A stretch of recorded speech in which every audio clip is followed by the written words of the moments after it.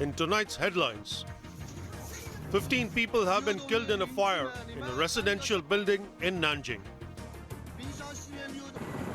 The war in Ukraine enters its third year with no early end in sight to the fighting. And top mainland official Xia Baolong meets more people as he continues his visit to Hong Kong.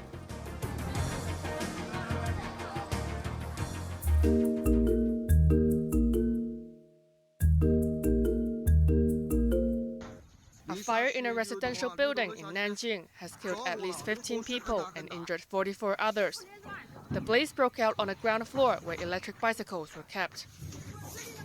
Officials today gave details of the fire, which broke out yesterday morning. 25 trucks were mobilized to fight the blaze in the Yuhuatai district of Nanjing, 260 kilometers northwest of Shanghai.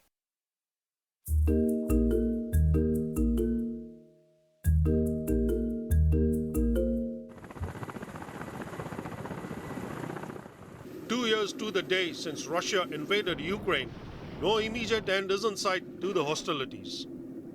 The fighting is at a stalemate, with both countries suffering huge losses. The war in Ukraine remains an open wound at the heart of Europe. It is high time for peace, a just peace. In any war, everyone suffers. But the people of Ukraine are suffering appallingly from the war inflicted on them by Russia. Over 10,500 civilian men, women and children have been killed, though the true figure is likely higher. Russian President Vladimir Putin defended his offensive, saying he wanted to protect ethnic Russians in Ukraine and to stop the West from threatening Moscow. The United States and its allies have supplied Ukraine with massive amounts of weapons, but a much-touted counter-offensive fizzled out. Ukrainian soldiers are demanding more aid, saying they are running out of ammunition. US President Joe Biden marked the anniversary by targeting key Russian sectors, such as the military, with over 500 sanctions. Moscow dismissed the latest penalties, but they are expected to further sour ties with Washington.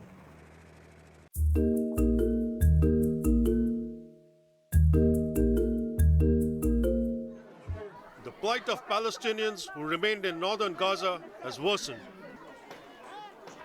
They already face shortages of food, water and medicines after Israel cut off supplies. Cases of malnourishment have been reported amid fears of disease outbreaks. Now the United Nations agencies that look after Palestinian refugees say they can no longer help because of a lack of staff and resources. In central Gaza, an Israeli airstrike on a building in the town of Deir al-Balah killed at least 25 people, including 16 women and children. Almost 30,000 Palestinians in Gaza have been killed since October, when Israel began retaliating for a Hamas raid.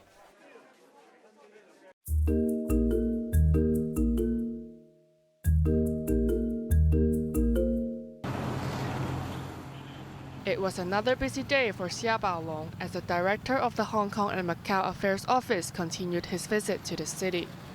He began the third day of his tour by joining Chief Executive John Lee and other officials for dim sum at a restaurant in Tuen Kwan O. Also attending were Home Affairs Minister Alice Mak, members of the Fire Safety and Fight Crime Committees, as well as care teams. Mak said Xia praised the teams for serving the city. She felt that Beijing values public service. Bao also met all 32 members of the Sai Kung District Council. Councillor Christine Fong said Xia complimented them on their work. The Article 23 national security law was discussed, with the Beijing official urging district councillors to act as a bridge between the people and the government. Xia was accompanied by Culture Chief Kevin Yeung for a visit to Lion Rock Park before wrapping up the day with a banquet at Government House. Janice Yu, Cable News.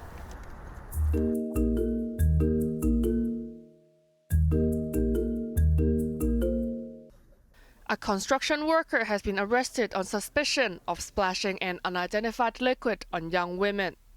The 56-year-old man was detained in Causeway Bay after targeting a teenage girl. He was reportedly seen pouring liquid onto his palms from a thermos flask before approaching the victim from the back and throwing the liquid on her. Police confiscated the flask. They also took away the clothes worn by the suspect and the victim in a bid to identify the liquid.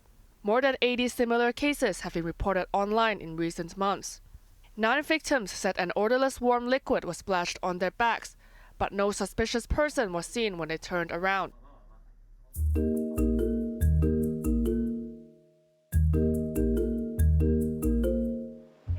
A medical expert has urged people who are not seriously ill to see their family doctor instead of flocking to the accident and emergency departments of public hospitals. Wallace Lau, who is the University of Hong Kong's Dean of Medicine, said this would ease the pressure on government medical staff. Of course, there are more and more people attending the accident and emergency department because when they are sick. The question is actually whether these people really need emergency treatment. That is what we need to face. And in fact, we have really been looking at it, and over the last few years, we've been actually looking at how primary health care and family medicine can actually help divert some of the people who are sick from the A&E department. I think that is what we really need to attend to.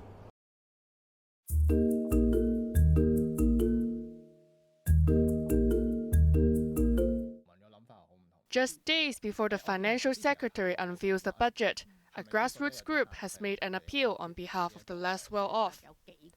Xia Baolong, deputy director of the Society for Community Organization, said many needy residents have no choice but to seek help from accident and emergency units in public hospitals, even if their illness is not serious. She said it's hard for the underprivileged to make reservations at outpatient clinics, and they cannot afford to see a private doctor.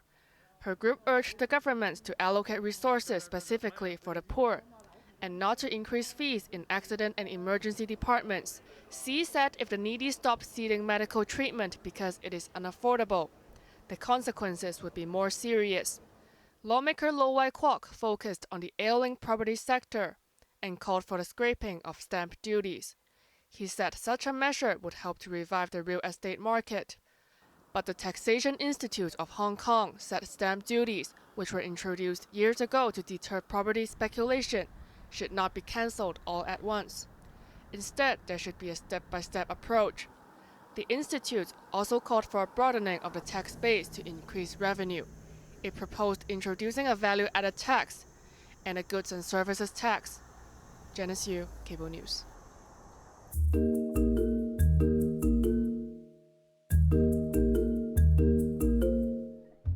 Hundreds of thousands of people who are fleeing a war in Sudan are seeking refuge in neighboring South Sudan. Most of them were from South Sudan originally and are trying to return to their ancestral towns and villages. The International Organization for Migration is helping them to reach safety after their ordeal in Sudan. The conditions that they describe, what they witnessed, is completely horrific. Some say they fled violence, some say they fled bullets, some say they experienced sexual violence along the journey, some say they spent many, many days in the bush trying to reach this border.